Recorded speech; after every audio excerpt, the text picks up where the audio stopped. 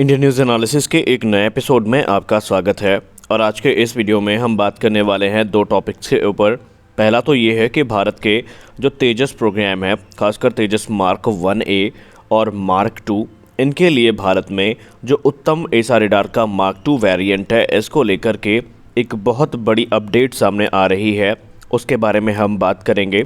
उसके बाद हम बात करेंगे मिराज 2000 एयरक्राफ्ट्स को लेकर के इस समय जो एक वार्तालाप चल रही है इंटरनेट पे, उसको लेकर के हम बात करेंगे। तो चलिए शुरू करते हैं वीडियो। जैसा कि आपको कल की डिफेंस न्यूज़ के वीडियो में हमने बताया, हालांकि किन्हीं कारणोंवश हमको वो डिलीट करनी पड़ गई, लेकिन उसमें हमने आपको बताया था कि कैसे अस्त्र माइक्रोवेव ने जो उत्तम मार्क 2 एसा रेडार है उसको डीआरडीओ की संगत संस्था LRDE को डिलीवर कर दिया है। तो आइए इसी के बारे में बात करते हैं। दरअसल कल एक बड़ी अपडेट सामने आई थी और ये अपडेट आई थी एक प्राइवेट सेक्टर कंपनी अस्त्र माइक्रोवेव से। अस्त्र माइक्रोवेव ने ये बताया था कि उन्होंने उत्तम मार्क 2 रेडार का जो फैब्रिकेशन है वो पूरा कर लिया है और अब वो जो रेडार है वो DRDO की संगत संस्था electronic and radar development establishment, जिसको हम LRDE के नाम से जानते हैं, उनको डिलीवर कर दिया था। फ़िलहाल तो रिपोर्ट्स ये बताती हैं कि ये उत्तम का जो मार्क 2 वेरिएंट है उसको तेजस मार्क 1A एयरक्राफ्ट के लिमिटेड सीरीज़ में इस्तेमाल किया जाएगा और जब टेस्टिंग पूरी हो जाएंगी तो बाद में यही वो रेडार होगा जो आपको तेजस मार्क 2 में भी देखने को मिलेगा। जी हाँ, अपडेट्स ये बताती हैं कि यही वो रेडार होगा जो कि तेजस मार्क 2 प्रोग्राम में भी एक टेस्ट बेड के तौर पर इस्तेमाल किया जाएगा। अब अगर हम इस रेडार की पावर की बात करें तो अभी ज़्यादा फिगर्स तो इसको लेकर के सामने नहीं आए हैं, लेकिन माना जा रहा है कि इस रेडार में तकरीबन 968 TR मॉड्यूल्स मौजूद हैं। और ज़्यादा TR मॉड्यूल्स का यहाँ पर एक संशय या एक आशय ये भी निकाला जा रहा है कि इसके डिटेक्शन रेंज और ट्रैकिंग जो रेंज होगी वो काफ़ी ज़्यादा बेहतर होगी। अब बहुत सारे लोग ये क्वेश्चन कर रहे हैं कि रेडार की अगर हम बात करें तो राफेल जो कि भारत में इस समय कार्यरत है, उनमें जो RBE2 रेडार इस्तेमाल किया जाता है जो कि एक एसा रेडार है, उसमें 800 TR मॉड्यूल्स हैं। तो क्या उत्तम एसा रेडार उनसे ज़्यादा ताकतवर होगा? तो दोस्तों, यहाँ पर TR मॉड्यूल्स की संख्या को ही हम आधार मान करके रेडार को कंपेयर नहीं कर सकते, क्योंकि इसमें बहुत सारे फैक्टर्स ऐसे होते हैं जो एक अहम भूमिका निभाते हैं। एक बार इनका टेस्टिंग शुरू हो जाए और ऑपरेशनल जो डेटा है वो सामने आ जाए तो उसके आधार पर हम ये गणना करने की स्थिति में होंगे कि क्या वाकई जो हमारा उत्तम मार्क 2 रेडार है वो हमारे राफेल के RBE2 रेडार से ज़्यादा एडवांस है, क्योंकि इसमें बहुत सारे फैक्टर्स हैं जो एक अहम भूमिका निभाएंगे। लेकिन अगर हम एक्सपर्ट्स की माने, ऑन पेपर माने और इस क्षेत्र से संबंधित जो जानकार लोग हैं उनसे हुए वार्तालाप का अगर हम एक आधार मान के चलें तो जी हाँ, इस समय हमारा उत्तम जो मार्क 2 एसा रेडार है वो काफ़ी पावरफुल है और मौजूदा समय में ऑन पेपर अगर देखा जाए तो ये राफेल के RBE2 रेडार से ज़्यादा पावरफुल नज़र आता है। लेकिन असलियत क्या है, ये टेस्टिंग के बाद ही हम कुछ बताने की स्थिति में होंगे। फिलहाल हम आपको बताना चाहेंगे कि आगे चल के यही वो रेडार होगा जिसका एक स्केल अप वेरिएंट तैयार किया जाएगा और वो भारत के सुपर सुखोई प्रोग्राम में भी एक अहम भूमिका निभाएगा। हालांकि ऑफिशियल रिपोर्ट नहीं है, लेकिन माना जा रहा है कि भारत इस समय अपने सुपर सुखोई प्रोग्राम में भी इस प्रकार के रेडार्स को इंटीग्रेट करने का प्लानिंग कर रहा है और हो सकता है आने वाले निकट भविष्य में आपको भारत के जो सुखोई जहाज़ हैं उनमें भी ये देखने को मिले। लेकिन ये चीज़ काफ़ी अच्छी है क्योंकि इस समय भारत के जितने भी फ्लैगशिप प्रोजेक्ट्स हैं, जैसे कि Tejas mark 2, advance medium combat aircraft, Tejas mark 1A, सब पर काम काफ़ी तेज़ी के साथ आगे बढ़ रहा है और ऐसी टेक्नोलॉजीज़ का विकसित होना इस तरफ इशारा है कि आपको उन प्रोग्राम्स में किसी प्रकार की कोई भी डिले देखने को शायद नहीं मिलेगी।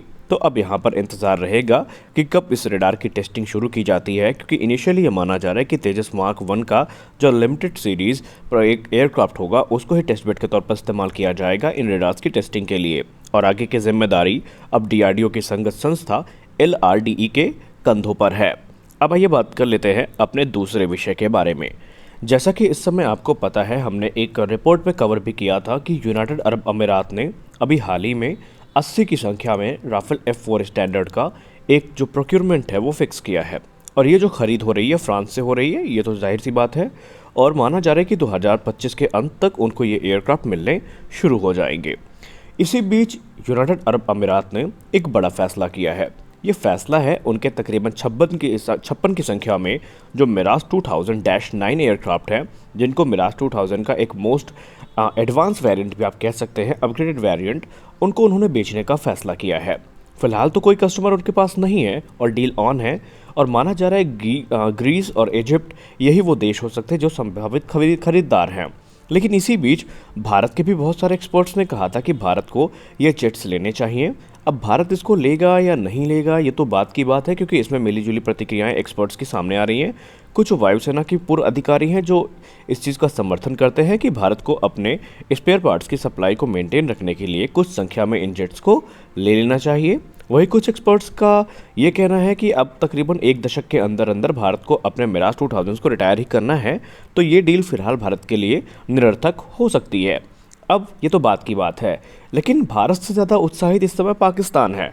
पाकिस्तान के डिफेंस पोर्टल पे ये चर्चा शुरू हो चुकी है कि कैसे पाकिस्तान को यूनाइटेड अरब अमीरात से इन मिराज 2000 जेट्स को ले लेना चाहिए, ताकि पाकिस्तान अपने मिराज 3 और 5 जैसे जो जेट्स हैं इनको अपनी वायुसेना से हटा करके मोस्ट एडवांस मिराज 2000 को शामिल कर लेना चाहिए। और आप यहाँ पर शायद हंसेंगे या आपको यकीन ना हो, पाकिस्तान में इस चीज़ को लेकर के काफ़ी गंभीर चर्चा है, लेकिन पाकिस्तान एक तरफ ध्यान नहीं दे रहा है और वो है पाकिस्तान और फ्रांस के संबंध।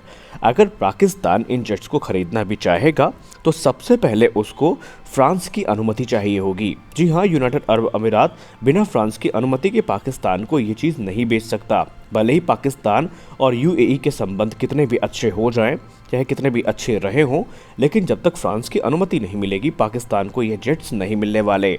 और जिस प्रकार के संबंध पाकिस्तान के पूर्व प्रधानमंत्री इमरान खान और उनकी सरकार ने फ्रांस के साथ स्थापित किए हैं, उसको देख करके तो यही लगता है कि जो 61% संभावनाएं थी अब वो भी नहीं है, क्योंकि ऑलरेडी फ्रांस ने पाकिस्तान के मिराज 3 और मिराज 5 जेट्स को अपग्रेड करने से मना कर दिया है। इवन फ्रांस ने पाकिस्तान की सबमरीन को भी जो अपग्रेड है वो देने से मना किया है। कुल मिलाकर के फ्रांस ने अपना हर प्रकार से जो मिलिट्री टाई अप है पाकिस्तान के साथ उसको हटाने का फैसला किया है। और ऐसे में आने वाले समय में पाकिस्तान की वायुसेना में जो मिराज 3 और मिराज 5 जहाज़ हैं उनकी ही मेंटेनेंस को लेकर के लाले पड़ने वाले हैं। तो इस तरह फ्रांस का तो कोई ऐसा नहीं दिखता है इंटेंशन कि वो पाकिस्तान को इसकी मंजूरी दें। रहे बात भारत की, तो भारत को लेकर के सरकार क्या कदम उठाती है, क्या यूएई भारत को ऑफर करता है या नहीं करता है, ये तो हमें आने वाले भविष्य में पता चलेगा। लेकिन अगर स्पेयर पार्ट्स का कोई दिक्कत है, क्योंकि जैसा हमको बताया गया है रिपोर्ट्स में कि फ्रांस ने मिराज 2000 की जो प्रोडक्शन लाइन्स है उनको बंद कर दिया है, इसलिए आने वाले भविष्य में जाहिर सी बात है कि स्पेयर पार्ट्स की दिक्कत भारत को हो सकती है। लेकिन अगर भारत को लगता है कि भारत का काम चल जाएगा तो भारत को फिलहाल इसकी ज़रूरत नहीं है। लेकिन अगर स्पेयर पार्ट्स की दिक्कत समझ में आती है तो भारत को बेशक कुछ एयरक्राफ्ट इनमें से लेने चाहिए। फिलहाल के वीडियो में बस इतना ही, मिलते हैं अपने अगले वीडियो में, तब तक के लिए जय हिंद।